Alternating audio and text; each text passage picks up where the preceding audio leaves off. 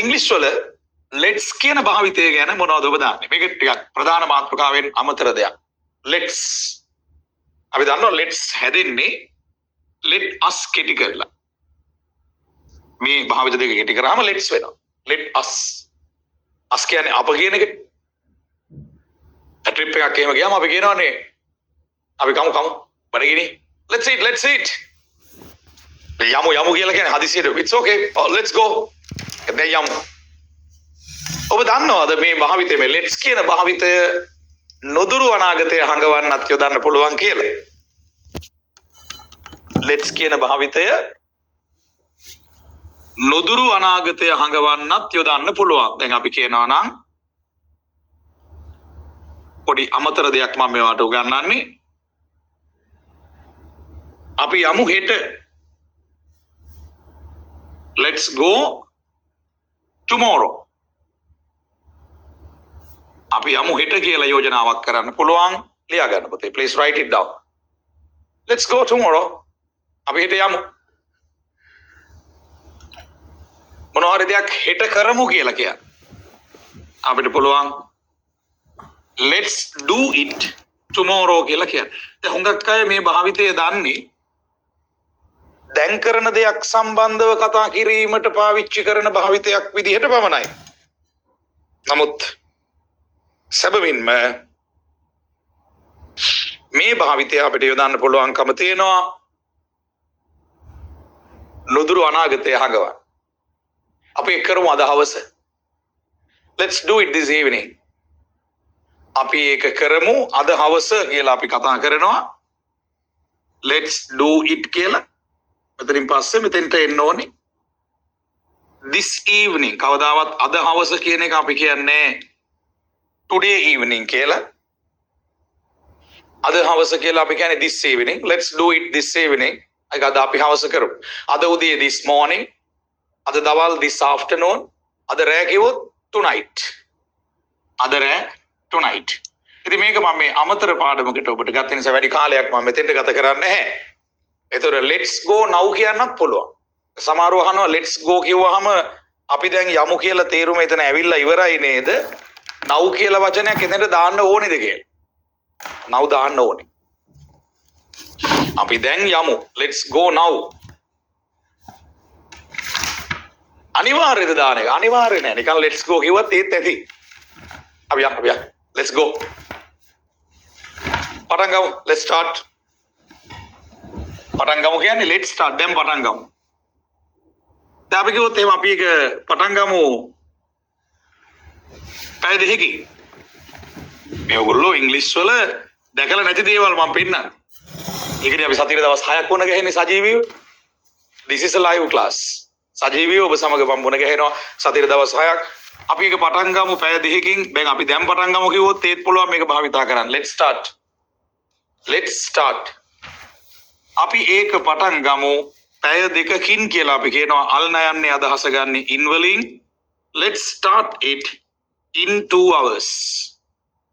in කියන්නේ අල් නයන්නේ අදහස දෙන පදේ. let's start it in 2 hours. අපි ඒක පැය දෙකකින් පටන් ගමු.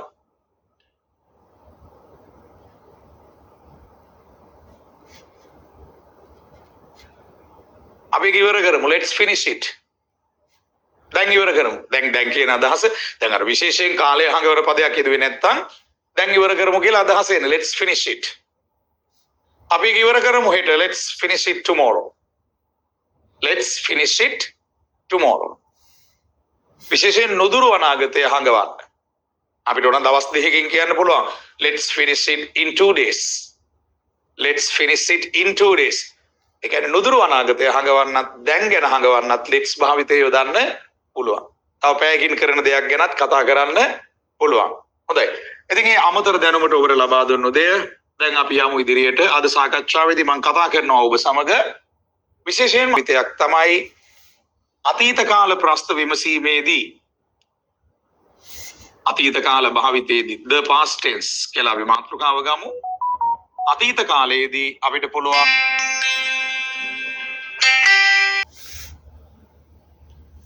did වලින් අහන ප්‍රශ්නයම have වලින් අහන්න පුළුවන්. දැන් did වලින් අහන්නේ simple past tense. උදාහරණ ලියා ගන්න. ඔයා කළාද ඒක? ඔයා කළාද?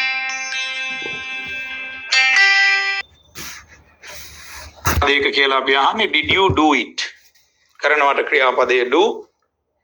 ඔයා කළාද ඒක? did you do it? කරනවට ක්‍රියාපදයේ do. ඔයා කළාද ඒක? did you do it? එතන මෙතන ඉන්නේ ක්‍රියා මූලය. මේක අහන්න පුළුවන් have වලින් present perfect tense වලින්. මේ ප්‍රශ්නේමයි. විශේෂයෙන් නුදුරු අතීතයේ කළාද කියලා අහනවා නම්, පැයකට කලින් කළාද කියලා අහනවා නම් මේක තමයි හොඳම. have you කිව්වොත් ක්‍රියාපදයේ past participle වෙන්න ඕන. have you done it? ක්‍රම දෙකම සමානයි. හැබැයි මේ දෙකෙන් වැඩිපුර කතා කරන්න හුරු වෙන්න ඕනේ. උසස් ඉංග්‍රීසි දැනුම තියෙන කෙනෙක් විදිහට මේ දෙවෙනි ක්‍රමය. have you done it කියන එක තමයි ඔයා අහන්න ඕන. ඔයා කළාද ඒක? did you do it වැරදිද? නැහැ. හැබැයි කතා කරන්න වැඩිපුර හුරු වෙන්න ඕනේ. අතීතයේ ප්‍රශ්න කරන්න. මේ දැන් කළාද? තව ටිකකට කලින් කළාද? පැය භාගයකට කලින් කළාද? පැයකට කලින් කළාද? have you කියලා තමයි ප්‍රශ්නය අහන්න ඕනේ. ඔයා කළාද ඒක? have you done it? practice කරමු අපි. let's practice our English. let's practice your English. දැන් කරමු. done it. have you done it? සින්දුවක් එහෙමනම් අපිට practice කරමු. අපි let's practice it tomorrow. let's practice it tomorrow. එහෙමත් පුළුවන්. හරි. ඊළඟ උදාහරණය දැන් did වලයි have වලයි අතීත කාල ප්‍රශ්න විමසීම අපේ මාතෘකාව the past tense අතීත කාලය පිළිබඳව advanced English වල කොහොමද අපි කතා කරන්නේ? වැඩිපුරම කතා කරන්නේ have you ප්‍රශ්න. කාර්යාලයක වැඩිපුර ඕන වෙන්නේ have you ප්‍රශ්න. ඇයි? බොස් නිතරම වැඩ දෙනවා පැයකින් දෙකකින් ඉවර කරලා ගෙන්න කියලා ෆයිල් එකක්. yes I have done it, I have done it, I have කෙටි වෙනවා are you කියලා. ගොඩක් වෙලාවට අපි කියන්නේ මම කළා ඒක කියලා I have done it කියලා. ඒ කියන්නේ කාර්යාලයකට නැතුවම බැරි වාක්‍ය රටාව. මොකද බොස් දෙන්නේ ඉක්මනට ඉවර කරන වැඩ පැයකින් දෙකකින් ඉවර කරන වැඩ. ඒතර නුදුරු අතීතේ තමයි මේ හංගවන්නේ. කළා ඉවරයි. පැයකින් දෙකකින් දුන්න වැඩි මම පැයෙන් කළා. දැන් කළාත් වැඩි බඩු අතේ තියෙනවා. වැඩි අතේ තියෙනවා. I have done it මම ඒක කළා. ඒ විදිහටම දැන් අපි ප්‍රශ්න විමසීම විශේෂ අවධානයකට ලක් කරනවා. ඔයා තීරණයක් ගත්තද? ක්‍රම දෙකකට අපි අහමු. පළමු ක්‍රමය did වලින් අහන්නේ අතීත කාලය. මේක සරල අතීතය කියලා අපි කියනවා. පුද්ගලයා දෙවනුව එනවා. ක්‍රියාපදය තුන්වනුව එනවා. ඔයා ගත්තාද තීරණයක්? did you take a decision? තීරණය decision, තීරණයක් කියන්න a decision කියලා යෙදුවා. ඔයා ගත්තාද තීරණයක්? did you take a decision? did you take a decision? හැබැයි මේක වැඩිපුරම ලස්සනට කතා කරන අය වැඩිපුරම අහන්නේ මේ නොදුරේදී ගත්ත තීරණයක් ගැන. have කියලා පටන් අරන්. have කියලා පටන් අරන් අහන්නේ අතීත කාල ප්‍රශ්නමයි. you කියලා දෙවනුව යෙදෙනවා. මේ ප්‍රශ්නවලදී ක්‍රියාපදේ යොදන්නේ past participle එක හැටියට. have you taken a decision කියලා අපි අහනවා. ඔයා තීරණයක් ගත්තාද?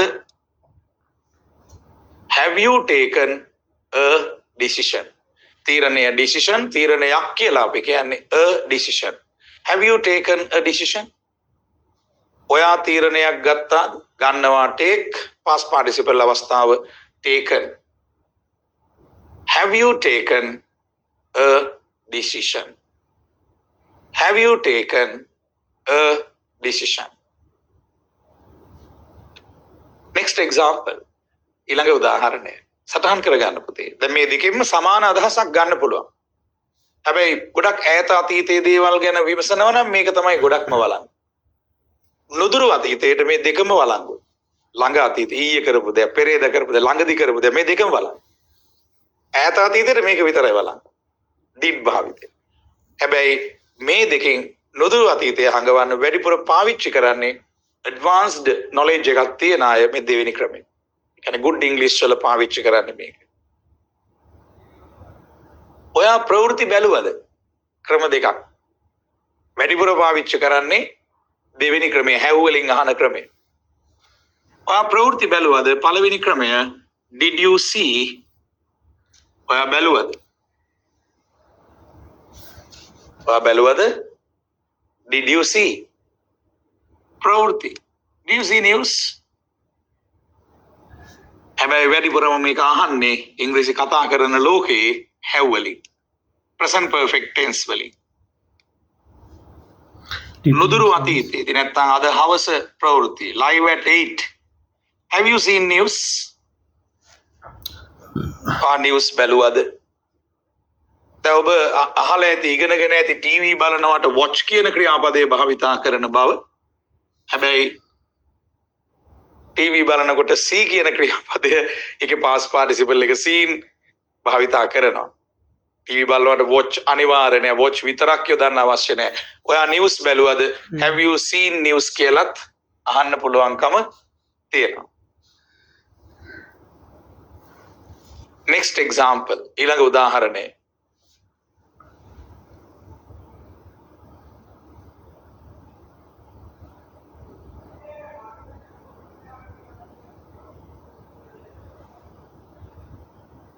ඔයා ලන්ච් එක ගත්තද? කාර්යාලයක අහන්නෙම දෙවෙනි ක්‍රමයට have වලින්. ක්‍රම දෙකම වළංගුයි.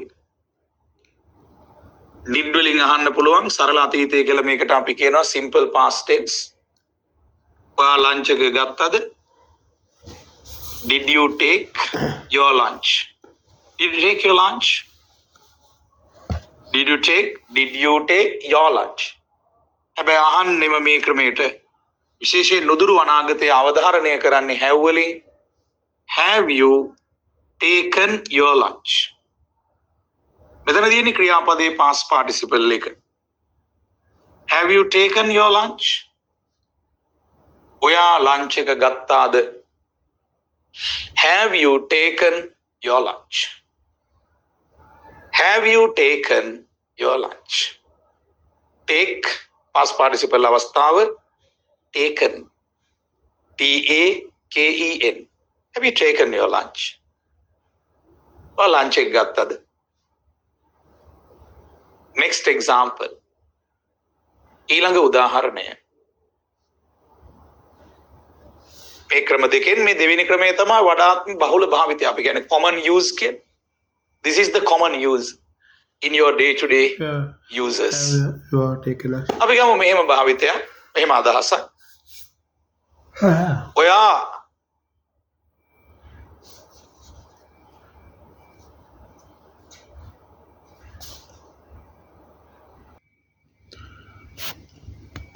මේ ක්‍රම දෙකෙන් මේ දෙවෙනි ක්‍රමය තමයි වඩාත්ම බහුල භාවිතය. අපි කියන්නේ common use කියන්නේ.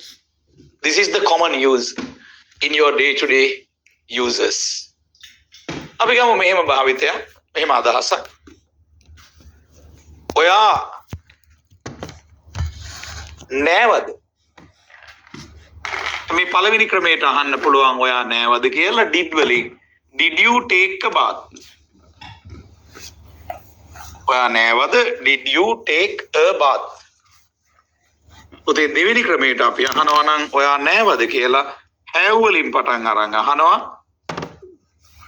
Have you taken a bath?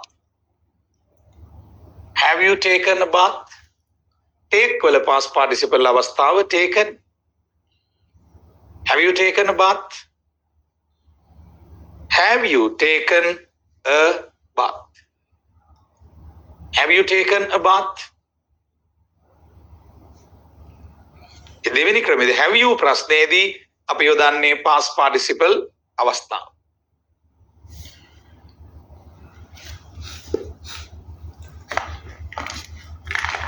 මේකෙදී අපි මේ did වල නම් ඒක වචන බහු වචන ભેදයක් නැහැ. හැබැයි මෙතනදී අපි නිකමට හරි ඔහු නෑවද කියලා අහනවා නම් have එක has වෙනවා. ඔහු ගැන ප්‍රශ්න කරන්නේ has දාලයි. Has he taken a bath? Has he taken a bath? ඒකත් ප්‍රැක්ටිස් කරන්න ඕනේ. have you කියලා දානවා. have they කියලා දානවා. හැබැයි ඒක වචනයේදී have එක has බවට මාරු වෙන්න ඕනේ. have you, has he. have යෙදෙන්නේ බහු වචන ප්‍රශ්නවලදීනේ. you සමගත් have යෙදෙනවා. ඒගොල්ලෝ කියන දේ සමග have යොදනවා. අපි කිව්වොත් we සමග have යොදනවා. හැබැයි ඔහු ගැන ප්‍රශ්න කරන්නේ has he. ඇය ගැන ප්‍රශ්න කරන්නේ has she. පුද්ගලයාගේ නමක් ආවොත් has Piyal, has සංගීතා, has නාමලි, has කියලා එනවා. දැන් බලමු did ප්‍රශ්න සහ have ප්‍රශ්න අතර වෙනස. වෙනස තමයි ප්‍රධානම දේ. ඉංග්‍රීසි කතා කරන ලෝකේ ප්‍රැක්ටිකල් ඉංග්ලිෂ් වල වැඩිපුරම යොදන්නේ මේ දෙවෙනි ක්‍රමය have වල. වැඩිපුරම යොදන්නේ මේ දෙවෙනි ක්‍රමය have ප්‍රශ්න තමයි වැඩිපුර කතා කරන්නේ. IELTS පන්තියකදී උසස් පාඨ මාලාවකදී ඔබ දැන සිටිය යුතුම කරුණක්. හොඳට පුහුණු කරන්න ඕන දෙයක්. සින්දුවක් දුන්න මම ඔයාලට ප්‍රැක්ටිස් කරන්න කියලා. මම ඔයාගෙන් අහනවා did you practice it? මේක තමයි normally basic English වල අපි අහන ක්‍රමය. මේ did වලින් ප්‍රශ්න අහනකොට ක්‍රියාපදය ක්‍රියා මූලයක් වෙන්න ඕනේ. ඒ කියන්නේ ක්‍රියාපදය අතීත කාලෙන් තියන්නේ නැහැ. did වලින් තමයි අතීතය හඟවන්නේ. ක්‍රියාපදයේ තියන්නේ වර්තමාන ක්‍රියා මූලයේ විදිහට. ඔයා ප්‍රැක්ටිස් කළාද ඒක did you practice it? හැබැයි මේක අහන්නේ වැඩිපුරම මම ඔයාලට දුන්නු සින්දුව ප්‍රැක්ටිස් කළාද කියලා මම ඔයාගෙන් අහන්නේ have you practiced it?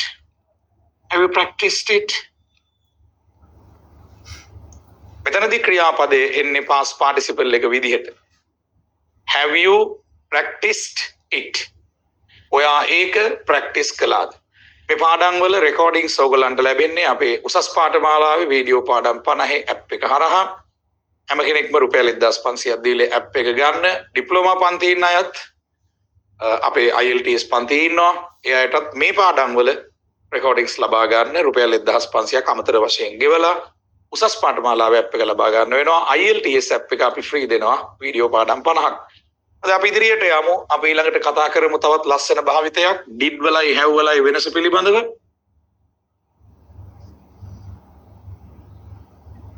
ඔයා ඉවර කළාද? එයාට පුරුදු මේක කොයි විදිහට අහලාද කොයි විදිහට කතා කරලා? ඔයා අවසන් කළාද ඒක? Did you finish it? Did you finish it? වැරදි නෑ ඒකත්. හරි කතා කරන්න පුළුවන්. අවදාවත් කතා කරන්න එපා කියලා මේ ගැන කියන්නේ මම. did වලින් අහන ප්‍රශ්නේ. ඔයා ඉවර කළාද ඒක? Did you finish it? හැබැයි වැඩිපුරම මේක ඉංග්‍රීසි වල අපි කතා කරන්නේ මේ ක්‍රමයට. Have you finished? Have you finished it? ඔයා ඒක ඉවර කළාද? Have you finished it?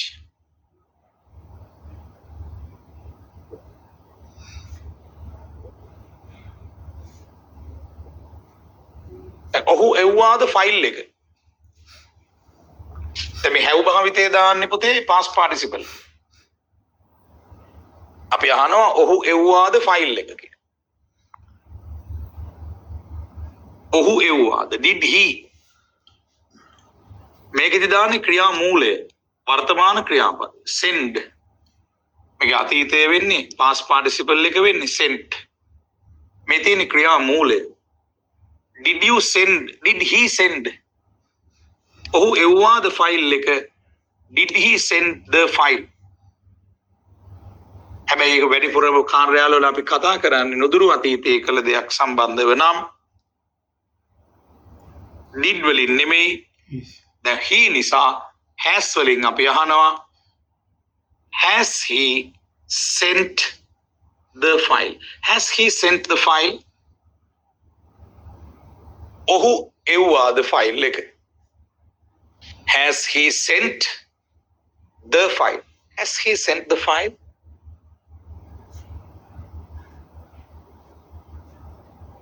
Next example.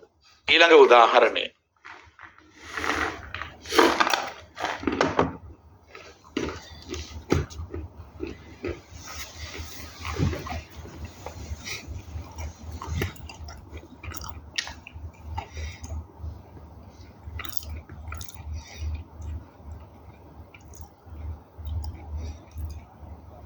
ඔයා බිල ගෙව්වාද? did වලින් අහනවා did you pay the bill? අපි ප්‍රශ්නය අහන්නේ did you pay the bill කියලායි. ඔයා බිල ගෙව්වාද? did you pay the bill?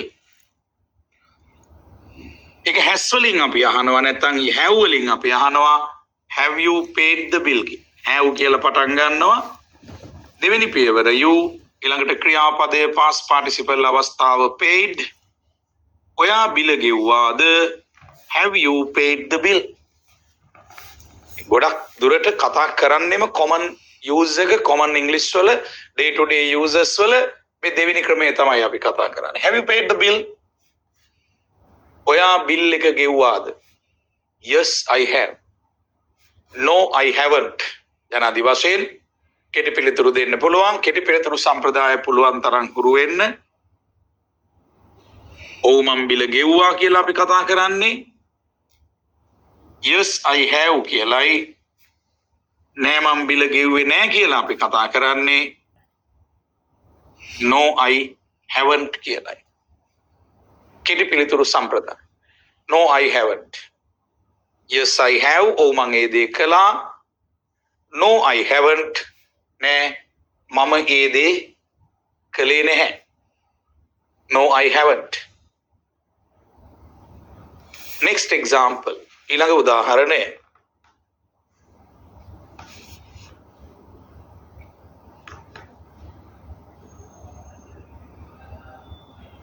ඔයා කිව්වද කාට හරි? ඔයා කිව්වද did you tell? කාට හරි. someone. did you tell someone? හැබැයි මේක tell වල past participle එක told. ඔයා කිව්වද කාට හරි? have you told someone? have you told someone? ඔයා කාට හරි කිව්වද? have you told someone? tell වල past participle අවස්ථාව told. have you told someone? මේ උදාහරණ දෙකත් ලියා ගන්න. ඉතින් අපි හැමෝටම මතක් කරනවා අපි වීඩියෝ පාඩම් 50 ඇප් එක අනිවාර්යෙන් ගන්න. උසස් පාඨමාලාව IELTS එක ඔයගලන්ට ෆ්‍රී හම්බ වෙනවා. උසස් පාඨමාලාවේ වීඩියෝ පාඩම් 50 ගන්න. ඒ ඇසුරින් තමයි ඔයගලන්ට මේ රෙකෝඩින්ග්ස් ලැබෙන්නේ. එහෙනම් මේ මොහොතට අපි සමු ගන්නවා. wish you all the best.